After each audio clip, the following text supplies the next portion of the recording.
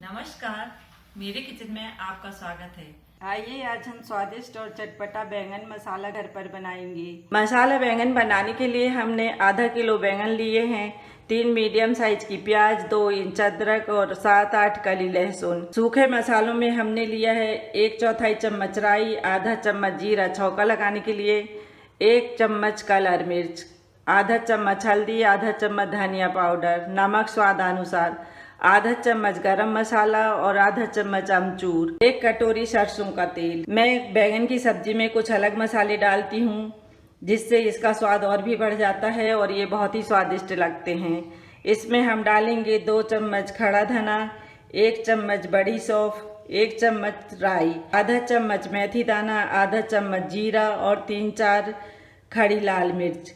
Gravy को गाढ़ा करने के लिए मैं इसमें डालूंगी 1 बड़ी चम्मच सफ़ेद तिल, 10 से 15 फल्ली दाने और 2 चम्मच पिसा हुआ नारियल। इस अनुपात में आप सभी मसाले डालकर और बैंगन की सब्जी बनाएंगे तो यह बहुत ही स्वादिष्ट लगेगी। एक बार आप बनाएंगे तो इसे आपको बार बार बनाने का मन करेगा। तो चलिए अब हम सब्जी बनाना शुरू करते हैं। सब्जी बनाने के लिए हम सबसे पहले इन सभी खड़े मसालों को भून लेंगे, इसके बाद फिर सब्जी बनाएंगे। हमने कढ़ाई को गैस पर गर्म होने रख दिया है। हम इसमें डालेंगे सभी मसाले।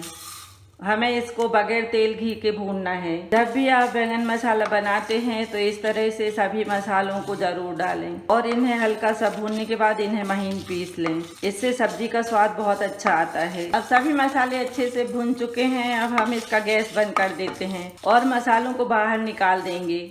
अगर आप इसी में पड़े रहने देंगे तो यह गरम कढ़ाई की वजह से जल जाएंगी। अब इस प्रकार हम सभी मसालों को प्लेट में निकाल लेते हैं और इनको ठंडा होने के बाद पीसेंगे। और हम फिर से कढ़ाई को गैस पर गरम होने रख देते हैं। अब हम इसमें डालेंगे फल्ली दाने, सफेद तिल और पिसा हुआ नारियल। इनको भी हम हल्का सा भून लेंगे। इनका हमें सिर्फ कच्चापन अलग करना है।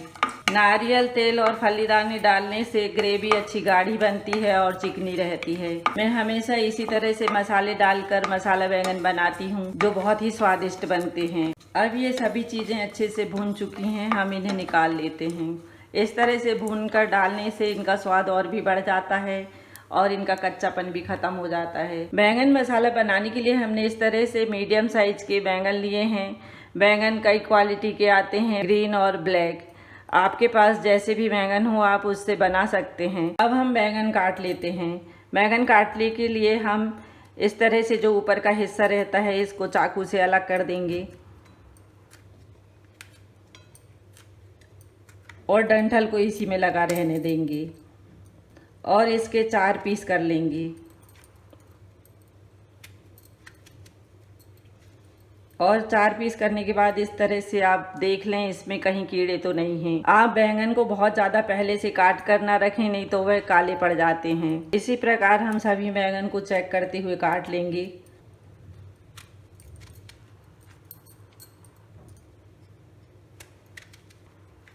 काटने के बाद इस तरह से आप अच्छे से चेक कर लें इसमें, क्योंकि अंदर कीड़े रहते हैं, कई बार हमको दिखते नहीं हैं।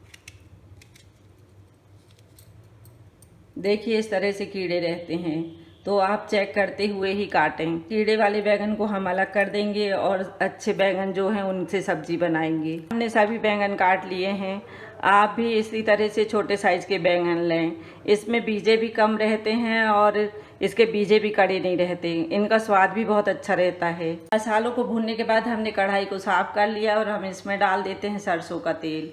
हम इसमें आधा तेल ही डालेंगे, फिर बाकी का तेल हम सब्जी बनाएंगे। सरसों के तेल से सब्जी बनाने से इसका स्वाद और भी बढ़ जाता है। अगर आपके पास सरसों का तेल नहीं है तो आप नॉर्मल तेल से भी बना सकते हैं। अब तेल भी गर्म हो गया है, हम उसमें इनको तलने डाल देते हैं। जब तक बैंगन तलेंगे हम प्याज को काट लेंगे। अब इस तरह से हम इसमें बैंगन डाल देते हैं। बैंगन डालने के बाद हम इन्हें अच्छे से चला देते हैं और इनको इसी प्रकार धीमी आंच पर तलने देंगे। आप चाहें तो इन्हें डीप फ्राई भी कर सकते हैं। मैं इसी तरह से इनको कम तेल में तल कर बनाऊँगी। अब इनको हम ढक करके 15 से 20 मिनट पकने देंगे और बीच बीच में इनको चलाते रहेंगे। आंच को मीडियम कर देते हैं और मीडियम आंच पर इनको इसी प्रकार तेल में पकने दें। आंच का आपको ध्यान रखना है, मीडियम आंच पर ही इन्हें पकाएं। प्रकार बैंगन को तेल में तलने से इनका स्वाद बहुत अच्छा आता है। अब तलते हुए 3-4 मिनट हो गए हैं, हम फिर से इनको ऊपर नीचे कर देंगे।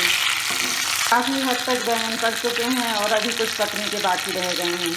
अब हम इनको एक बार फिर से ढक देंगे। हमने प्याज को इस प्रकार बड़े टुकड़ों में काट लिया है और लहसुन को छील कर रखा है और अदरक के भी छोटे छोटे पीस कर लिए हैं। अब हम इन्हें पीस लेते हैं। प्याज को पीसने के पहले हम जार में सभी सूखे मसाले डालकर पीस लेंगे और इसी में हम डाल देते हैं फली दाने, तिल और नारियल और इनको हम महीन पीस लेंगे। सभी मसाले अच्छे से पीस चुके हैं। आप इन्हें पीसते समय ध्यान रखें, इन्हें अच्छा महीन पीसना है। अब हम इसी जार में अदरक, लहसुन और प्याज डालकर इसको भी महीन पीस लेंगे। प्याज भी महीन पीस चुकी है। अब हम बैंगन को चेक कर लेते हैं। अब बैंगन को तलते हुए 10 मिनट हो चुके हैं। अब बैंगन पक चुके हैं, हम इनको निकाल लेते हैं। इसी प्रकार आप इन्हें मीडियम आंच पर तलकर पहले अच्छे से पका लें। अब हम तले हुए बैंगन को इस तरह से प्लेट में निकाल कर रख लेंगे।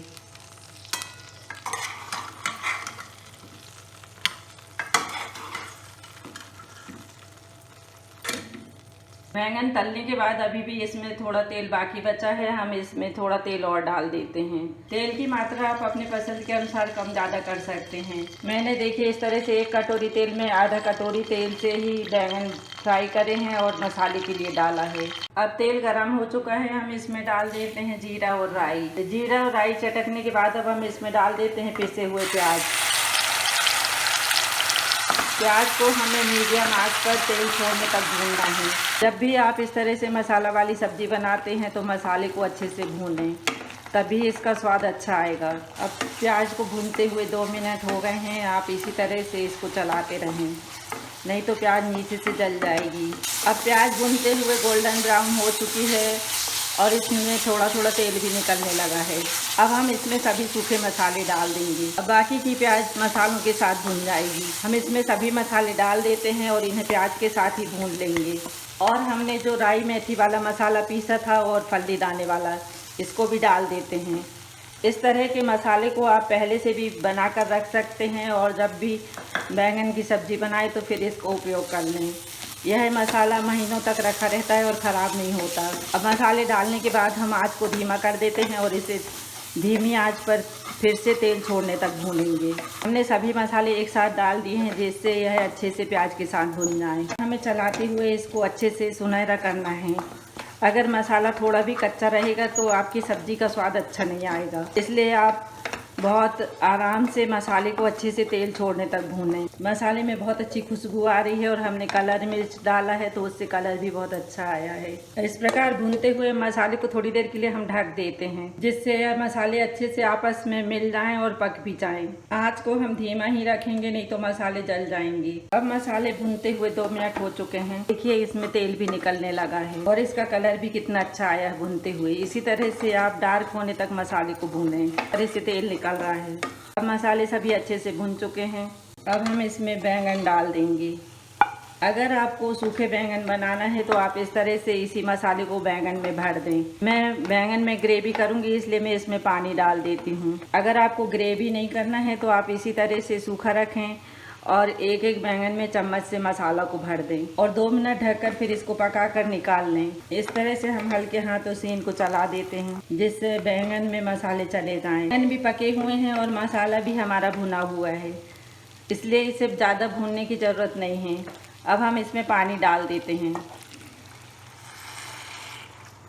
ग्रेवी आपको जितना गाढ़ा पतला करना है उस हिसाब से पानी डालें। मैंने इस गिलास से 1 गिलास पानी डाला है, मैं थोड़ा पानी और डाल देती हूँ। हम आधा गिलास पानी और डाल देते हैं क्योंकि अभी हमें इन्हें पकाना है, जिससे ये अपने आप ही और गाढ़े हो जाएंगे। मैंने ग्रेवी में 1.5 गिलास पानी डाला है। अब ये सभी चीज़ें अच्छे से मिल चुकी हैं और आप ग्रेवी का गाढ़ापन देख सकते हैं। सब्जी में उबाल आने लगा है। अब हम इसको ढककर 5 मिनट पकाएंगे जिससे सब्जी और मसाले अच्छे से आपस में मिल जाएं। हम आँच को धीमा कर देते हैं और धीमी आंच पर इनको पकने देंगे। अब सब्जी बनते हुए 5 मिनट हो चुके हैं। हम इसका ढक्कन खोल देते हैं। देखिए सब्जी कितनी अच्छी बनी है और इसका कलर भी बहुत अच्छा आया है। अब हम इसमें कटा हरा धनिया डाल देंगे और सब्जी को मिला देते हैं। अब सब्जी बनकर तैयार है। हम इसका गैस बंद कर देते हैं और इसे सर्विंग बाउल में निकाल लेंगे। स्वादिष्ट बैंगन मसाला बनकर तैयार है। आप भी इस प्रकार स्वादिष्ट चटपटी बैंगन की सब्जी बनाकर रोटी, पूरी, पराठे, तंदूरी और नान के साथ परोसें। यह बहुत ही स्वादिष्ट लगती है, आपको बहुत पसंद आएगी। आप देख सकते हैं कितनी स्वादिष्ट और लजीज सब्जी बनी है।